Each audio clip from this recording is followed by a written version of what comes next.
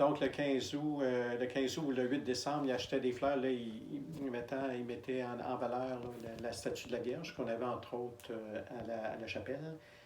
Et on faisait toujours une fête. Là, c'était vraiment une fête. Ça veut dire un repas spécial, même un gâteau.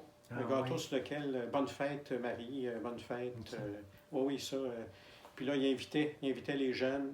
Puis ça, c'était important C'était pour des dates lui. importantes. Puis Ouais. même aussi, le curé aussi de Saint-Jean, dans le temps, à un moment donné, il venait, quand c'était la fête, il venait dire la messe des fois. Oui. Même des fois, il venait le dire la messe aussi le vendredi quand on se réunissait. Rappelez-vous de son nom? Son nom, il était assez âgé, moi, quand je suis arrivé. Ok. Mais Je là, peux retrouver ses traces à la fabrique. Ouais. Mais il était. Parce que dans le temps, il y avait encore le curé. Il y avait un curé pour chaque paroisse encore. Oui. Donc, il y avait un curé à Saint-Jean, à Saint-Laurent. Moi, quand je suis arrivé, il était encore là, mais je pense que ça a été 2-3 années après. Là, ils ont eu une fusion, là, je pense, des paroisses. Ça a été le curé de Saint-Laurent et Saint-Jean. Lui, il est parti. Il est parti.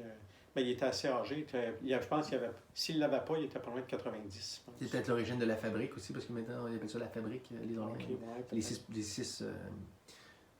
six municipalités, les 6 paroisses, en fait, sont comme réunies. Mais ça a été beaucoup après lui, ça. Parce qu'au début, ça a été juste Saint-Jean et Saint-Laurent qui étaient une paroisse à ce moment-là. Oui, parce que j'ai eu des témoignages, j'ai eu des gens qui m'ont dit qu'effectivement, il y avait été des célébrations dans la grange. Des célébrations de la grange. Puis, entre autres, quand il y avait des grandes fêtes comme ça, des fois, ça y arrivait qu'ils pouvaient se libérer puis qu'ils venaient dire la messe. D'autres prêtres aussi qu'on connaissait, parce que comme on était dans le mouvement des franciscains puis des Saint-François, des fois, certains pères, comme le père Jean Goulet aussi, qui était, lui, il n'était pas franciscain, mais il était capucin, qui est venu souvent dire la messe chez nous à l'île d'Orléans. Même aussi quand on était à la Pocatière aussi également. Fait que, qu'est-ce que c'est? Puis au niveau de l'aménagement, parce qu'il y a des pommiers maintenant, tout ça, ça avait été fait par l'aménagement des pommiers. C'est quand, c'est sur la fin, ça, un peu sur la fin, quand on était un peu avant de partir.